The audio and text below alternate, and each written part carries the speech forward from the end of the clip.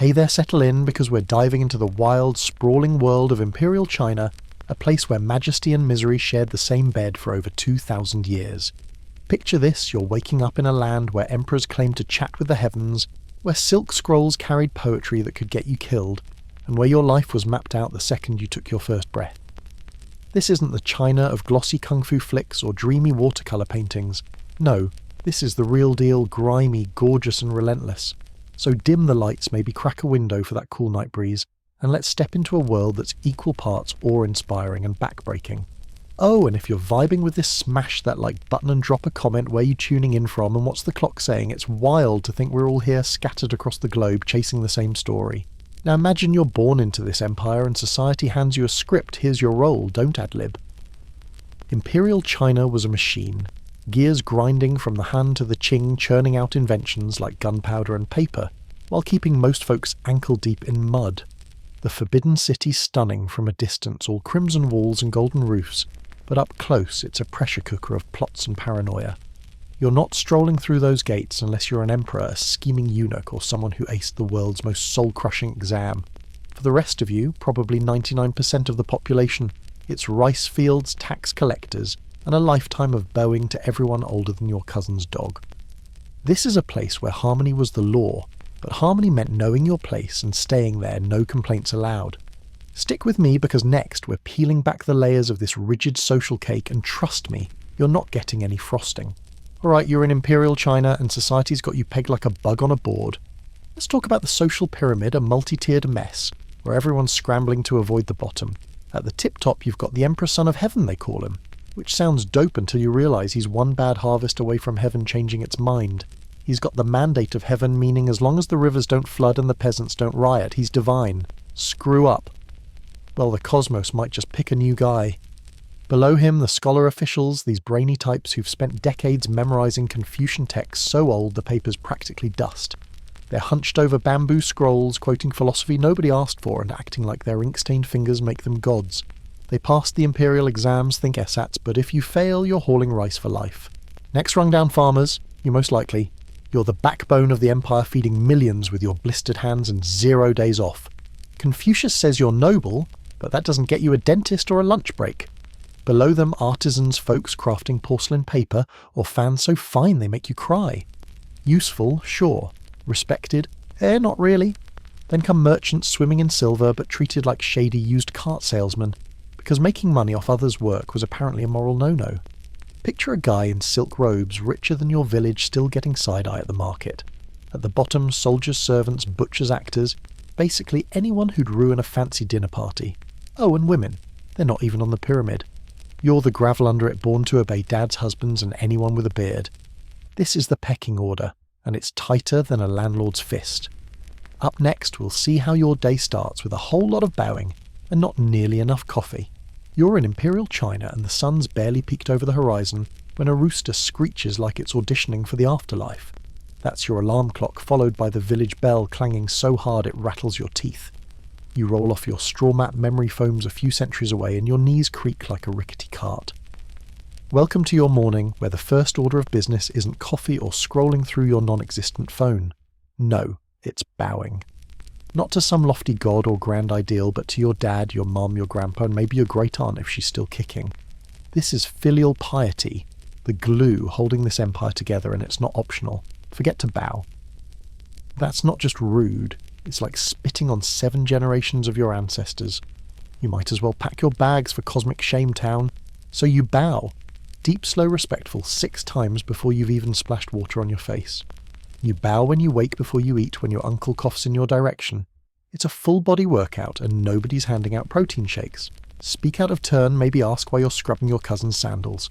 Congratulations, you've committed unfilial conduct, a social crime 1 step shy of setting the village on fire.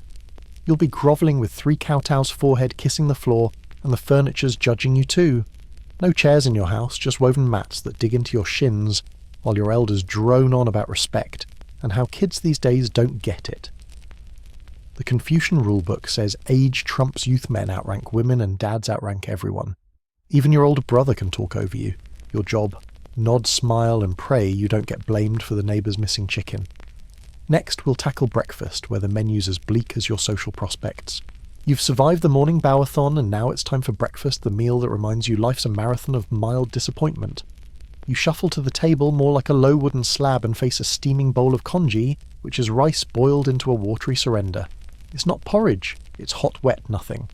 If the gods are smiling, there's a pinch of salt. If they're really feeling generous, a lonely sliver of pickled radish floats by like a sad little fish. You're a peasant, so this bowl's the highlight of your day. Meat. That's for festivals, or when some fancy official swings by to inspect your village. Eggs. Maybe, but they're preserved in ash until they taste like ancient regret. Pork belly. Check for visiting relatives or a miracle. You eat in silence facing the ancestral shrine, because meals aren't for chit-chat, they're for gratitude, even if you're grateful for a roof that leaks less than your neighbour's. Your grandparents watching, probably muttering about how congee was a luxury back in the last dynasty. Tea's on the table, not for zen vibes, but because plain water might kill you. It's boiled, so it's safer, but your stomach's still growling like a cranky ox. The bowls are chipped ceramic, the spoons are splintery wooden napkins, your sleeves clean enough. You slurp quietly under the weight of your dad's nod, which means eat fast. Heaven loves hustle. Translation, get to work, because the empire doesn't run on dreams, it runs on your sweat. Up next, we'll dive into getting dressed, where your outfit's less about style and more about not getting arrested. You've choked down your congee, and now it's time to get dressed in Imperial China, where your wardrobe isn't about flexing style but dodging a flogging. Forget self-expression. Your outfit's a legal contract with the dynasty. As a peasant, you're pulling on a hemp tunic coarse, scratchy like wearing a sack of regrets dipped in itch. It's brown, maybe grey if the mud's feeling artistic and it's your only shirt for the season. Nobles. They're swathed in silk that shimmers like moonlight and screams tax the poor harder. But don't even dream of slipping into their threads. Wear the wrong fabric and you're not just tacky, you're a criminal. The government's got rules, sleeve-width hat shape, belt buckles, even colours. Yellow's for the emperor only. Try it as a commoner, and you're not starting a trend, you're scheduling your execution. Footwear's no better. You've got cloth shoes thin as hope that shred on rocky paths. Elites glide in embroidered silk slippers, comfort optional. And if you're a high-born girl, brace for foot binding your toes, crushed and folded under, from age 5 turning, walking into a wincing art form. Those lotus feet are a status symbol, but they're also a lifelong prison. Men don't escape either.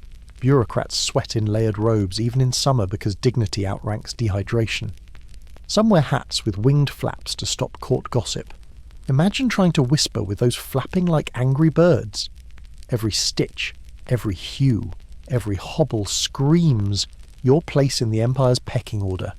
Get it wrong, and the magistrate's bamboo stick is ready to educate you. Next, we'll hit the fields where work makes your breakfast look like a vacation. Dressed in your government-approved potato sack, you're off to work in Imperial China, where labour isn't a job, it's a survival gauntlet designed by folks who've never lifted a shovel. If you're a farmer, which you probably are, your life's a love letter to a rice paddy. You're up before dawn, bent over in muck up to your knees planting seedlings, while mosquitoes treat you like an all-you-can-eat buffet. Your tools: a wooden plough if the landlord's feeling generous, or your raw hands if he's not. Rain-drought locusts, it doesn't matter. You work, or you starve. Your ox is your best friend, your only retirement plan. Lose him, and you're wrestling 10 acres of dirt solo. Taxes. The emperor's cut leaves you with just enough grain to not die. Women, you're not off the hook. You're in the fields too, plus cooking, cleaning, weaving and raising kids who'll inherit your exhaustion. Dinner's late. Husband sneezes. Somehow it's your fault. Artisans, you're hunched over, crafting pottery or paper, selling it for scraps barely enough for stale tofu. Merchants. You're richer, sure, but everyone treats you like a moral leper for profiting off others' sweat. Then there's corvée labour free work for the emperor's new canal or tomb. Refuse and you're a rebel, which is code for dead. You trudge home caked in dirt to a bowl of thin gruel, your back screaming your dreams quieter than the night. Work doesn't free you. It just keeps you too tired to complain. Up next, we'll tackle the Imperial exams where your brain's your only shot at escape if it doesn't break first. You're still breathing in Imperial China, which is a win, but if you're a man with a spark of ambition and a family not quite dirt poor, your ticket out of the rice fields is the Imperial exam system. Sounds glamorous. Think again, it's a mental meat grinder that makes modern finals look like a nap. These exams were the gate to becoming a scholar official draped in silk robes, sitting on actual chairs, maybe even advising the emperor. Fail, and it's back to the mud, your dreams as dead as last year's harvest. The catch. You're not just answering questions. You're memorizing the entire Confucian canon, thousands of ancient text word for word, until your brain feels like overcooked congee. You start studying as a kid, locked in a freezing hut in winter, or sweating through summer scribbling essays till your fingers cramp into claws. Tutors hammer doctrine into you like you're a nail in a coffin. Your social life gone. Hobbies, Confucius. Dreams, also Confucius. The big test, the Jinchi, happens in the capital. You're crammed in a coffin-sized cubicle with ink paper and a chamber pot writing poetic essays that need to make a 1,000-year-old ghost cry. One smudged character, one shaky metaphor. Boom, you're done. Some guys faint, some go mad, a few even die from the stress. Past the first round, Great Moor exams, district, provincial, national. Men took these into their 60s. One guy allegedly tried 40 times. Fail and your family who sold their last pig for your books gives you the look. Success or shame, no in between. Next we'll wade into personal hygiene, where staying clean is more suggestion than reality. You've dodged the exam's soul-crushing grip, but in Imperial China, there's no escaping the stink of daily life. Personal hygiene. More like a seasonal hobby you might get to if the stars align. Bathing's a rare treat, maybe once every few weeks in summer, when you dunk in a river that's half mud, half mystery. Winter. Good luck you're not washing till spring unless you fancy freezing solid. Soap's a gritty mix of animal fat and ashes, like scrubbing with a bad decision. Public bathhouses exist in cities, but privacy's a myth. You're elbow to elbow with a chatty merchant and a kid splashing like a carp, while a monk mumbles proverbs in the corner. Teeth. You're brushing with salt or charcoal, maybe powdered bones if you fancy using a bamboo stick with animal hair bristles that mostly just annoy your plaque. Smiles past 40 look like haunted jack-o'-lanterns. Parasites are your roommates. Lice, fleas, bedbugs set up camp in your hair and hemp tunic. Comb shops thrive because everyone's scratching like they're summoning a storm. Clothes. You wear the same outfit for weeks washing. It means hauling water, boiling it, and praying your shirt doesn't dissolve. Underwear's optional, especially for peasants, which makes squatting over a pit toilet basically a hole with ambitions extra risky. Speaking of toilets, they're crowded, smelly, and one splash away from a health crisis. Imperial China gave the world silk and poetry, but a hot shower. You're 500 years early. Up next, we'll face the legal system where justice comes with a side of bamboo and creative pain. You're trudging through Imperial China, dodging lice and exam nightmares. But now you've got a bigger problem, the law. This isn't some innocent until proven guilty setup here. The legal system's a beast with bamboo teeth, and it's always hungry. Dynasties like the Tang and Qing wrote laws so detailed they covered everything from taxes to how pointy your hat could be. Wear blue on the wrong festival day. Technically a crime. Mourn your in-law for one day too long. The magistrate's got a scroll with your name on it. Scribes inked these rules on bamboo strips filed by clerks who probably dreamed of better jobs, and the empire kept receipts. Break a rule, and justice isn't a courtroom drama, it's a public lesson in pain. Minor offences like sassing an elder get you flogged with a bamboo rod. They had sizes small stick for mouthing off bigger one for stealing a duck. Didn't bow low enough to the magistrate's horse. Surprise, you're meeting the combo stick. Serious crimes. Things get grim fast. You could be branded your crime tattooed on your face, or exiled to some flea-ridden outpost. Really tick off the wrong official public execution, slow and showy to remind everyone who's boss. The worst part, guilt's optional. If your cousin got drunk and badmouthed the emperor, your whole family's under the hammer. Collective punishment was the empire's way of saying, keep your kin in line or else. Obey or the stick's coming for you. Next we'll dive into torture, where confessing is less about truth and more about surviving the bench. So you've tripped over Imperial China's legal web, and now you're in a magistrate's court, which is less justice hall and more confession factory. Someone says you stole a chicken, or rolled your eyes at the emperor's new poem. Forget pleading your case first. You're meeting the torture toolkit. They tie you to a bench and out comes the bamboo rod smacking your back or thighs until you're sorry for crimes you didn't even know existed. The court's got a logbook counting every whack with accountant-level precision: 30 lashes for theft, 45 for lying and extra for flinching. It's not chaos, it's bureaucracy with bruises. Still not talking. They up the game. kneeling on spiked boards, wood studded with glass or stones until your shins scream or your spirit cracks. Or try the finger crusher wooden slabs squeezing your digits until they snap like dry twigs. They call it the small tiger bench, which sounds cute until your bones aren't. Torture wasn't a last resort, it was step one because a clean confession kept the paperwork tidy. Innocent. Doesn't matter. They'll beat you until you admit to stealing the moon if it saves the magistrate's ink. Neighbours won't bat an eye, they're used to the screams. The Empire saw torture as truth serum, not cruelty. Confess, or they'll keep going until your story matches their scroll. Up next, we'll explore surveillance, where every villager's a snitch and even the trees are listening. You're still scraping by in Imperial China, but don't whisper your gripes too loud. Someone's always listening, and it's not just your nosy aunt. The Empire's surveillance system wasn't high-tech. It was high-creeper web of human snitches tighter than a tax collector's ledger. Every village had a baozhang, the local elder who handed out rice and ratted you out to the magistrate. Hoard an extra sack of grain. Cough during the Emperor's tribute speech. Stay too quiet. He's scribbling it down. Your neighbours. Spies. Your cousin who just stopped by. Definitely a spy. Even your servant swearing they're deaf as a post is probably memorising your mutterings for the local gossip mill. Snitching paid off, report a rebel, and you might score a tax break or a pat on the head from the officials. In cities it's worse. Runners, scribes and magistrates' lackeys swarm, eyeing your every move like you're plotting to steal the Emperor's favourite horse. The palace, a snake pit of eunuchs running secret police squads, their ears sharper than their knives. These guys could spark a coup over a bad poem about the weather. Say something like the sun's looking dim today and boom, you're on a treason watch list. The government loved public shaming too. Lists of executed criminals posted like ancient wanted posters complete with names and crimes. Got a rebellious thought, swallow it. Got a shady cousin, turn him in before he drags you down. In this empire, the walls, the trees, and probably your rice bowl had ears. Keep your head down, because next we're diving into marriage, where love's a myth and duty's the law. You've dodged the empire's prying eyes, but in Imperial China, there's no escaping the marriage trap. Forget cherry blossom romance marriage, here is a contract, not a love story, and it's signed before you're old enough to hold chopsticks.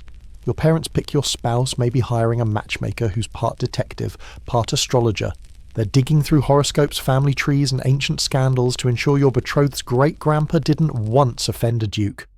If the stars align, congrats, you're engaged to a stranger you'll meet at the altar. Looks, personality shared. Netflix tastes irrelevant, it's all about birth charts and your dad's tax bracket. For women, marriage is a one-way ticket to servitude. You leave your family, take your husband's name and move into his house, where you're serving him his parents and that cranky uncle who smells like old fish. Your dowry cash land or a fancy quilt sweetens the deal like a bribe to make you less of a burden. Your job, pump out sons, keep quiet and don't burn the rice. Too loud, too barren. Your husband can legally grab a concubine while you're stuck. Men, you've got it easier. Multiple concubines if you're rich. But still it's duty over desire. Divorce, social suicide, unless your wife's tea-pouring skills are deemed excessively gossipy. Marriage isn't happily ever after. It's a lifetime of bowing to in-laws and praying for a boy. Up next, we'll tackle rebellion, where dreaming of freedom gets you a one-way ticket to a very public end. You're grinding through life in Imperial China, your back aching from the fields, your pride stinging from endless bowing, and maybe you're fed up with a magistrate taxing your last grain of rice. The thought creeps in. What if you rebel? Burn the tax ledger, rally the village, and stick it to the emperor. Heroic. Right. Hold that thought, because in this empire, rebellion doesn't make you a legend, it makes you a very dead example. Picture this. You and your ragtag crew of peasants wave pitchforks for a hot minute. 3 days later, the Imperial army rolls in crossbows, cavalry, and zero patience. They're not here to negotiate. They're here to remind you the universe likes order, and you're messing with it. Rebellion's a cosmic crime, not just a legal one. Confucian doctrine says chaos threatens the mandate of heaven, so you're not just a criminal, you're a glitch in the divine code. Punishment, brutal and theatrical. You're captured, paraded through town, tortured for the crowd's education. Beheadings are a fan favourite, or maybe slow slicing, hundreds of cuts, until you're less person, more warning sign. And it's not just you. Your family, neighbours, even the guy who sold you a hoe. They're all fair game for exile, slavery or worse. The Empire's logic wipe out your village, and nobody else gets ideas. Rebellions like the Yellow Turban or White Lotus flared up shore, but most ended in blood and silence. Dream of freedom. Keep it to yourself, or your head's decorating a pike. Next, we're stepping into court life where silk robes hide sharper knives. So you've dodged rebellion's bloody end, but maybe you're thinking, if I can't fight the system, I'll climb it. Ace the exams, snag a government gig, and live large in the Forbidden City. Sounds cushy. Welcome to court life in Imperial China, where the teas steaming the floors gleam, and everyone's smiling like they've got a dagger up their sleeve. The Forbidden City's a fortress of red walls and golden roofs, but inside it's a chessboard where every pawn's plotting a coup. You're an official now, but every step's a minefield. Misquote a Confucian text, treason. Stumble over the Emperor's name, treason adjacent. Hesitate before bowing, you're on someone's hit list. Eunuchs castrated courtiers with more power than half the ministers run the show behind the scenes. Cross one and your career's deader than a dynasty's last heir. Concubines. They're not just eye candy, they're political players scheming to birth a prince who doesn't get poisoned by age 5. The Empress might rule the harem, but good luck wrangling 30 women with grudges and hairpin-shaped shivs. Even poetry's a trap. Write a sad verse about a wilting lotus, and some rivals whispering its code for hating the Emperor. Succession fights, pure chaos, secret wills, sudden illnesses, and half the court vanishing when the throne changes hands. Court life's not safer than the fields. It's just betrayal in fancier robes. Your silk's red, but so's the floor if you slip up. Next, we'll wrap up with your place in the Empire just another grain of rice in the Imperial grind. You've made it this far in Imperial China, bowed till your spine creaks, worked till your hands bleed, dodged torture spies, and courtly backstabs. But here's the cold truth to the Empire. You're not a hero, not a dreamer, just a speck of dust on a tax scroll. You're a peasant, one of millions, a single grain of rice in a dynasty's granary. Your hopes, your late-night whispers about a better life. Nobody cares. The Emperor perched in his golden throne doesn't know your name. To him, you're a number, taxable, draftable, replaceable. Your birth was logged to squeeze out grain, your death noted so your family can't scam your rations. In between your job's simple, don't make waves. Individuality. That's a cute fantasy. You don't chase passions. You chase survival, following your father's path, your master's orders, or some clerk's quota. Want to stand out. That's as dangerous as a locust swarm. The Empire loves harmony, which means blending in, head down, emotions in check. Feeling sad's fine for a peasant. Feeling inspired. Sit down before you upset the cosmic balance. Your body's not yours either. Drafted for canals, you'll never see walls you'll never climb. Die on the job. No tears. There's always another you. Yet for all its brutality, China's brilliant's gunpowder poetry. The Great Wall was built on your sweat. You're invisible, but essential, crushed by a system that convinced you suffering's just heaven's plan. Next, we're leaving China for the Donner Party, where a shortcut west turns into a snowy nightmare.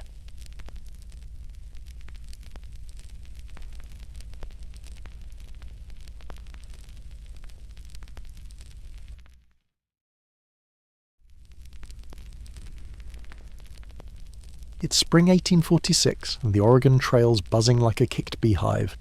You're part of the Donner Party, a group of about 30 folks, farmers, craftsmen, mothers, kids hitched to wagons creaking under the weight of dreams.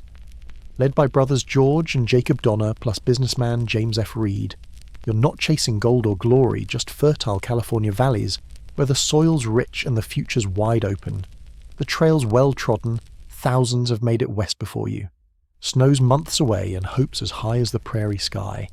You sing hymns around the campfire, kids chase each other between the oxen, and the promise of a new life feels close enough to taste. Drop a comment where you're tuning in from and what's the vibe tonight, let's ride this trail together. But then comes the decision that changes everything. A guy named Lansford Hastings, some slick-talking opportunist, has been hyping a shortcut the Hastings Cutoff. It's supposed to shave weeks off your trip slicing through Utah's Wasatch Mountains and the Great Salt Lake Desert. He's never taken it with wagons himself, but his guides left letters swearing it's a breeze. You trust the hype break from the main trail and head into the unknown. At first, it's all good spirits, high wheels rolling, but the Wasatch Mountains loom sharper than expected, and the desert's a shimmering trap waiting to swallow your hope. You don't know it yet, but this choice has set you on a collision course with starvation and snow. Stick around, because next the Sierra Nevada is about to show you what merciless really means. It's late October 1846, and you're with the Donner Party staring up at the Sierra Nevada's jagged peaks, the last hurdle before California's golden valleys. But the mountains don't care about your dreams. They're cold, cruel, and closing in fast. The Hastings cutoff chewed up your time, leaving you exhausted. Your wagons battered your oxen limping. You're fractured now. Some families pushing ahead to Truckee Lake, soon called Donner Lake, while others like the Donners and Reeds lag at Alder Creek. Snowflakes start falling light at first, like a teasing whisper. Then it's a blizzard piling up 6 feet, then 10, sealing the passes tighter than a miser's fist. You're trapped, and the dream of paradise is buried under white silence. You scramble to build shelters, crude cabins of pine logs and wagon canvas roofs sagging under snow. The livestock slaughtered their hides stretched into tents, but the meat's gone fast. Hunger creeps in sharp as the wind whistling through cracks. You boil rawhide strips, gnaw leather belts, and watch kids chew bark until their gums bleed. Mothers hush, crying babies. Fathers stare into the snow, calculating how many steps they'd make before collapsing. Arguments flare. Whose fault was the shortcut? Hope thins like the air. By November, a monster blizzard buries your cabins to the eaves trees snapping under the weight. Escape's impossible now, and survival's a grim math problem. How long can you last on nothing? Stay with me, because next, a desperate few make a break for it, and the cost of survival gets uglier. December 16th, 1846, and you're still stuck in the Sierra Nevada with the Donner Party starvation carving hollows under your eyes. Rescue's a pipe dream, so 15 of the strongest 10 men, 5 women decide to make a break for it. They call themselves the Forlorn Hope, a name that's half prayer, half prophecy. You strap on makeshift snowshoes cobbled from wagon wood and rawhide, and haul meagre rations, scraps of oxhide, a flint, a rifle. The snow's deep, powdery, swallowing each step as you slog into the white unknown. Behind you, dozens stay at camp, too weak to move their faces etched with a mix of hope and dread. You're their shot at survival, but the mountains don't play fair. Days in, you're lost. Food's gone, you boil a pine cone, catch a squirrel, but it's not enough. Franklin Graves, the oldest, collapses his daughter, sobbing as he fades into the snow. Then Antonio Patrick Dolan, young Lemuel Murphy. Just 13 fall, one by one, death creeping quiet as frost. You're starving, frostbitten, and then comes the unthinkable. You carve meat from the dead hands, shaking tears freezing on your cheeks. You pray gag eat, because it's that or die. Sarah Graves. Barely 19 whispers. It's just meat. Marianne holds her sister's hand, vowing to get home. Weeks later, only 7 stumble out, 5 women, 2 men, eyes sunken souls heavier than the snow. You bring no food, but news. People are alive at Donner Lake and they need help now. Next, we'll see what the rescuers find, and it's not a camp, it's a frozen graveyard. It's February 1847, and the Forlorn Hope survivors have staggered out of the Sierra Nevada, their gaunt faces shouting louder than words the Donner Party's dying at Donner Lake. California, which ignored the stranded pioneers, until now scrambles to act shame and horror lighting a fire under them. The first rescue party, hardy mountaineers and volunteers, sets out battling snowdrifts taller than wagons. When they reach the camps, it's not a settlement, it's a frozen crypt. Cabins are half-buried doors iced shut. Inside you find survivors too weak to stand, their eyes glassy skins stretched tight over bones. Children huddle beside frozen parents, and the air's thick with a sickly stench starvation's grim signature. Bodies are stacked like logs, some missing pieces a silent confession of what kept the living alive.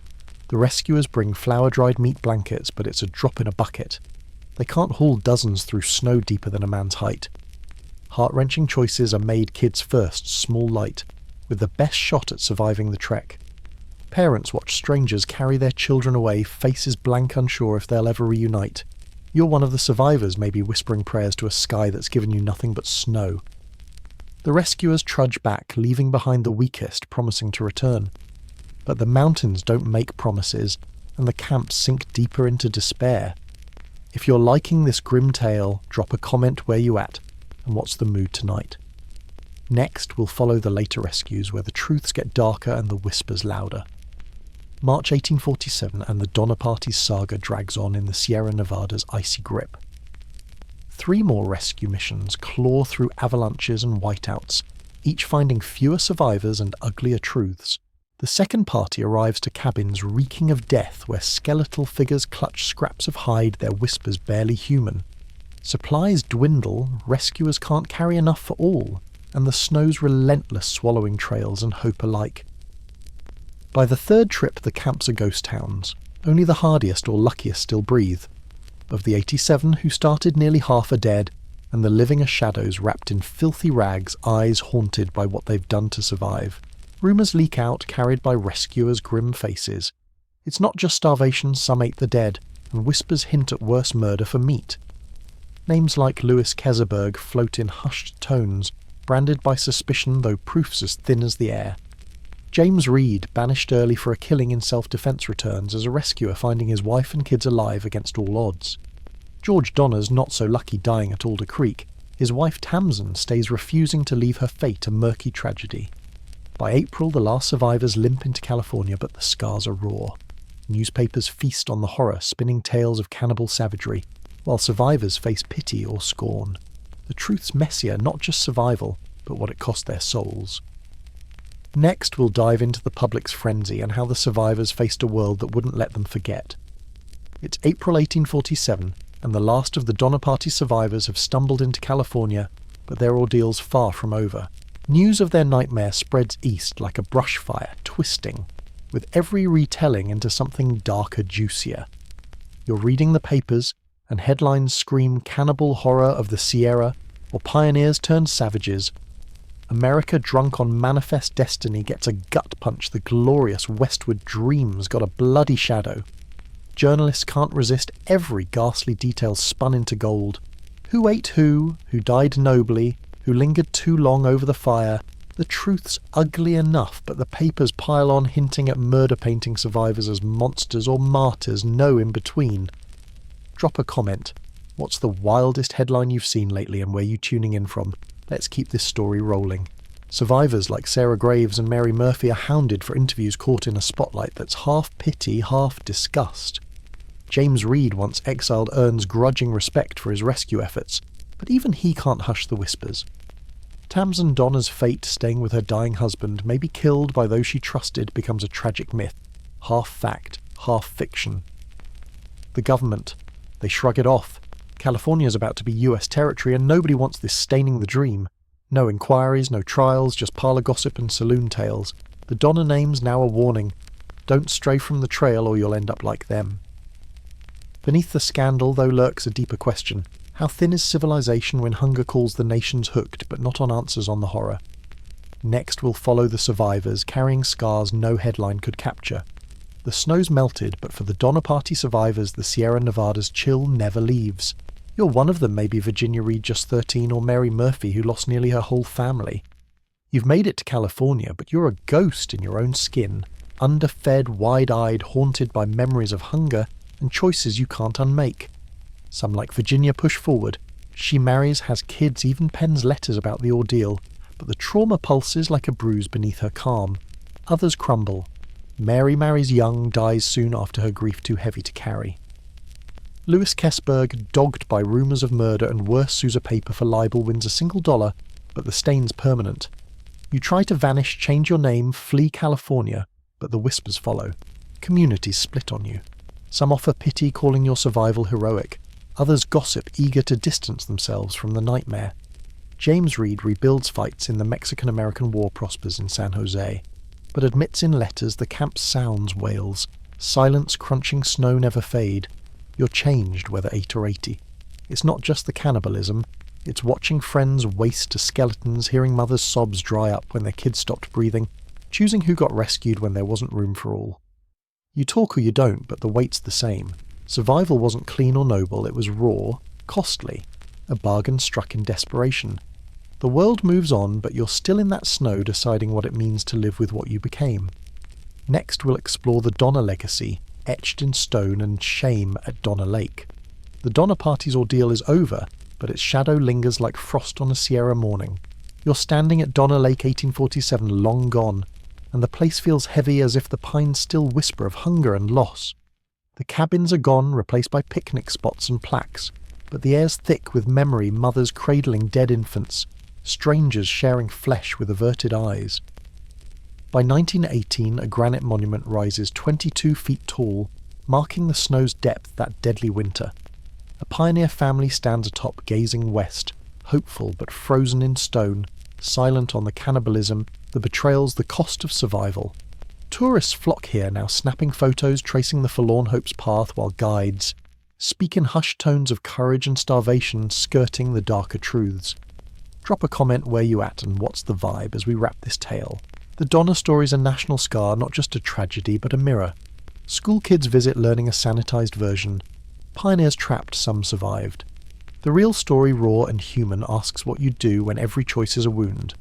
The Hastings cut-off's a byword for bad ideas. The Donner name a cautionary tale, don't trust shortcuts, don't tempt fate. Yet it's more than failure. It's about resolve, the stubborn will to live when civilization crumbles. The mountains don't care, but they remember every trail, every plaque hums with the echo of boots, crunching snow of choices no one should make. The Donner Party's not just history. It's a question unanswered about what survival costs. Next, we're back to China, meeting Wuzhou, a woman whose ambition burned brighter than any dynasty's rules.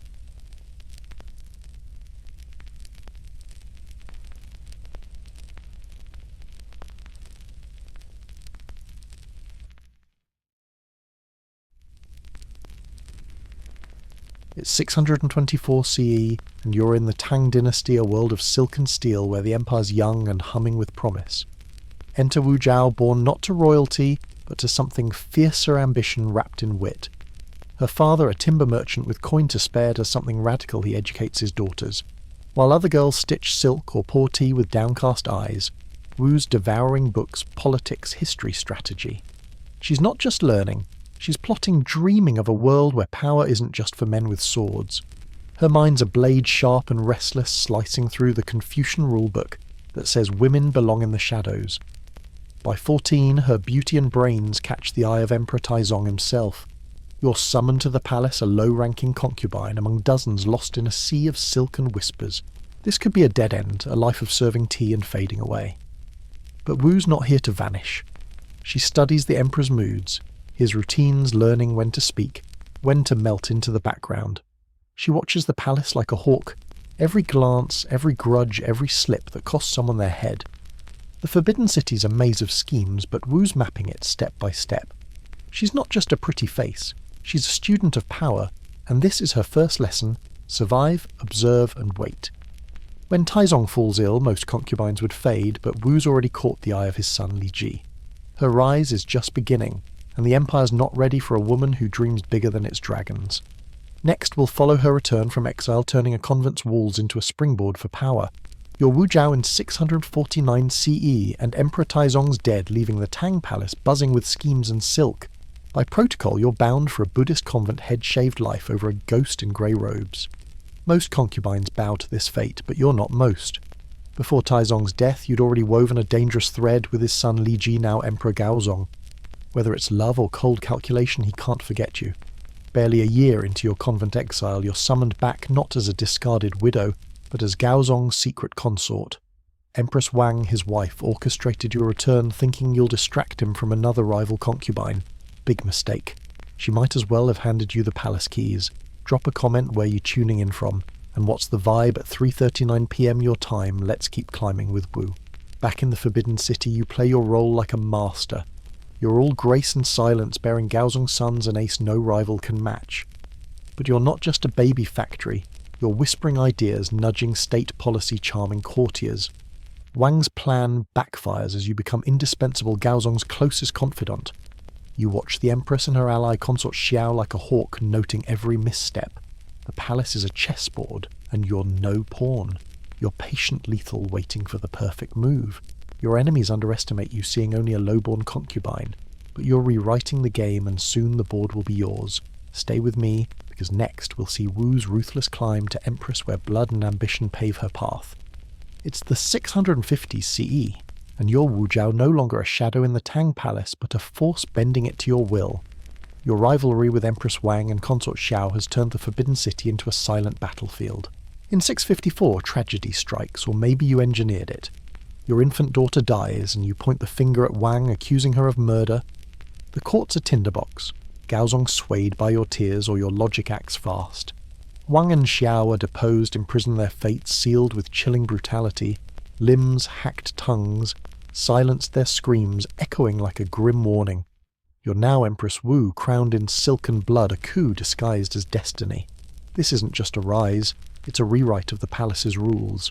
As Empress, you're not content to sit pretty.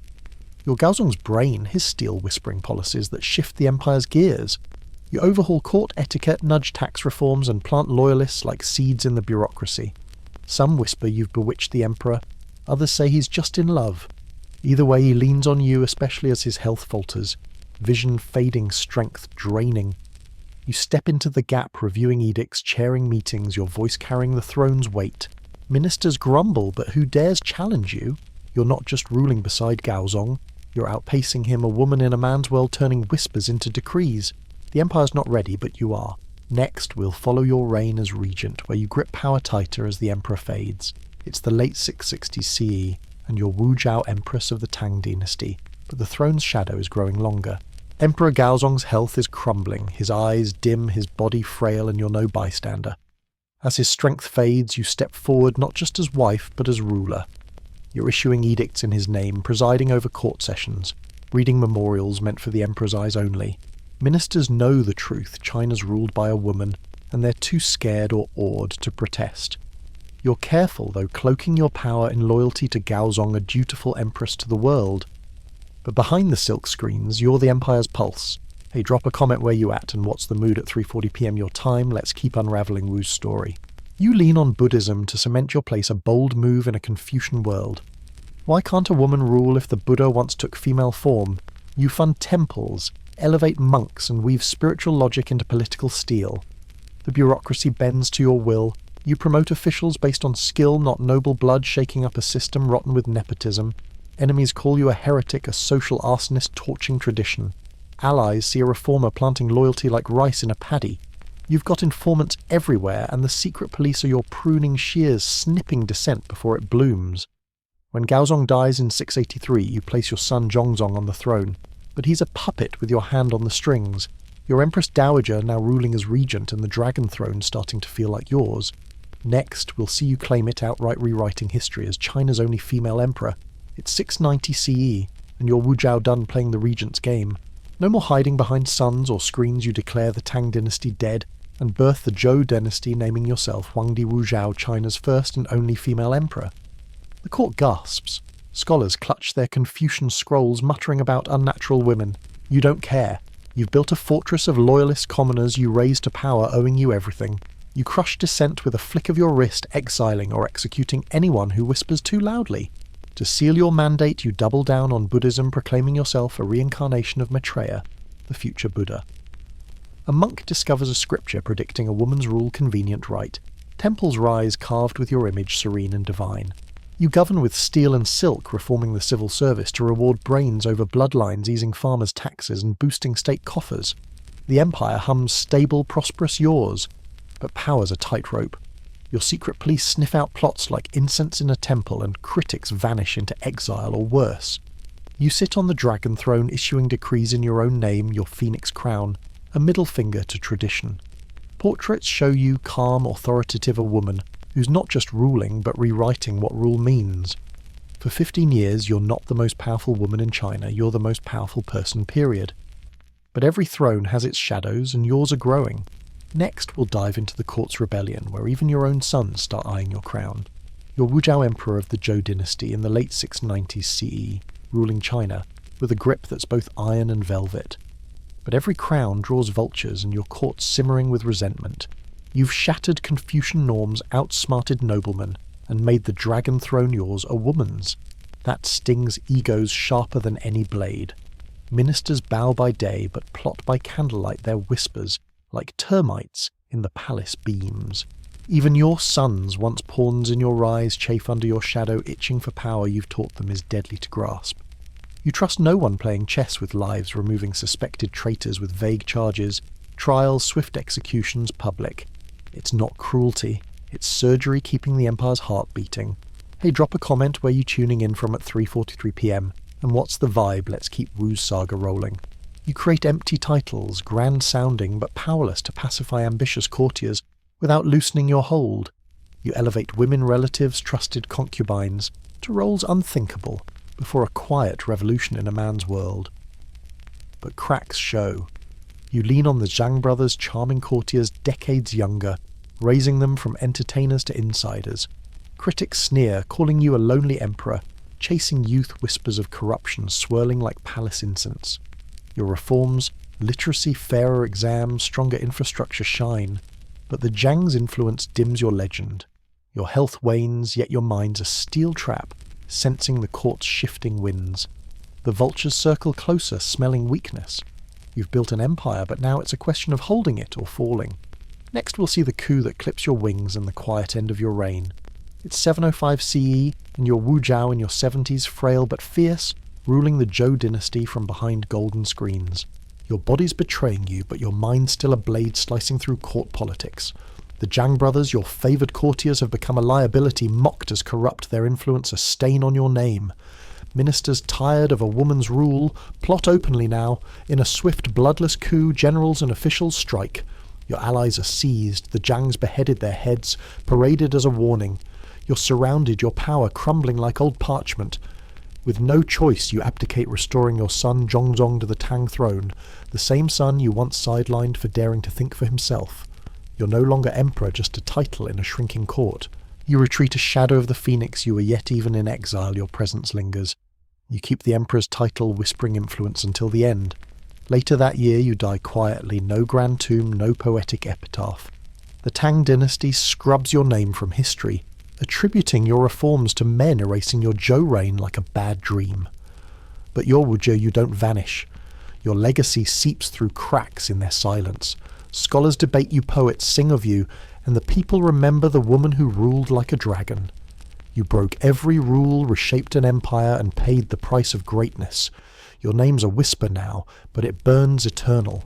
Next, we'll explore your legacy, a tangled dance of villainy and vision that China couldn't bury. You're standing in the echo of Wu Zhao's reign, centuries after 705 CE, and her shadow still looms over China's story. The Tang dynasty tried to erase her, scraping her name from stones, crediting her reforms to men, as if her Zhou dynasty was a fever dream. But Wu's not so easily silenced. Her legacy's a wildfire, untamed, contradictory, eternal. She made Buddhism a pillar of power, built temples that still stand their statues carved with her serene gaze. She cracked open the civil service, letting brains trump bloodlines, setting a meritocratic spark that burned beyond her death. For women, she was a comet in a dark sky, lifting them to roles no dynasty dared before. Yet Confucian scribes painted her as a monster in silk, a seductress drowning her court in blood, her ruthlessness ballooned into myth. Hey, drop a comment where you at this Saturday at 3:47 PM +7. And what's the vibe? Let's wrap Wu's tale. Modern eyes see clearer. Historians call her a genius, one of China's sharpest rulers, male or female. She outwitted a system built to cage her, ruled with steel and vision, and reshaped an empire's soul. But she wasn't a saint, her justice was strategic, her mercy rare, her enemies silenced without trial. To some, she's a warning ambition, unbound a woman too fierce for heaven's order. To others, she's a beacon, proof a woman could not just survive, but conquer. In folklore, she's everything tyrant, heroine, goddess. No one else climbed from concubine to emperor, rewrote language, or dared to crown herself phoenix in a dragon's world. Wu Zhao didn't just make history, she broke it, and its pieces still gleam. Next, we're shifting gears to ancient roads where empires carved their will into the earth itself.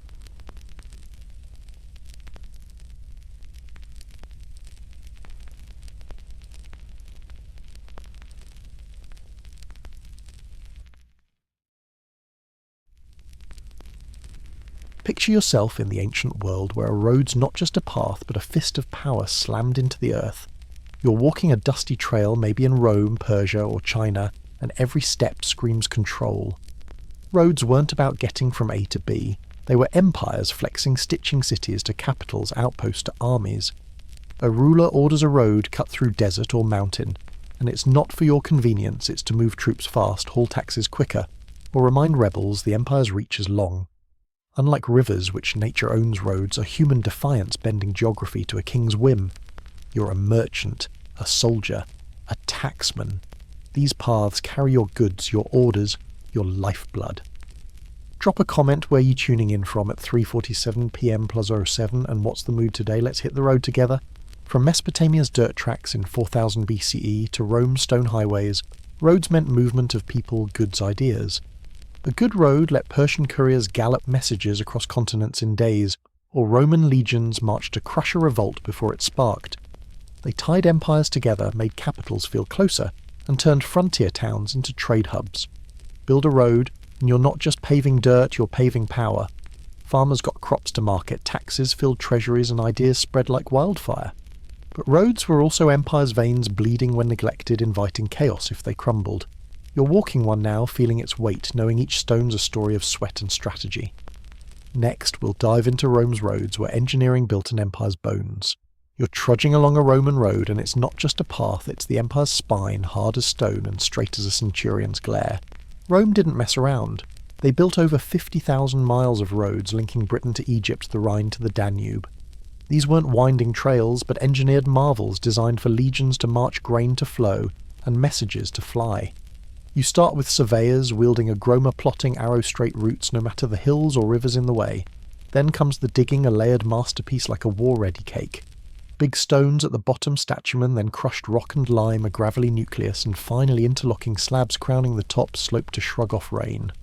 Some of these roads still stand mocking time itself. Hey, drop a comment where you at this Saturday at 3:53 PM plus 7, and what's the vibe? Let's keep marching. These roads weren't just for show.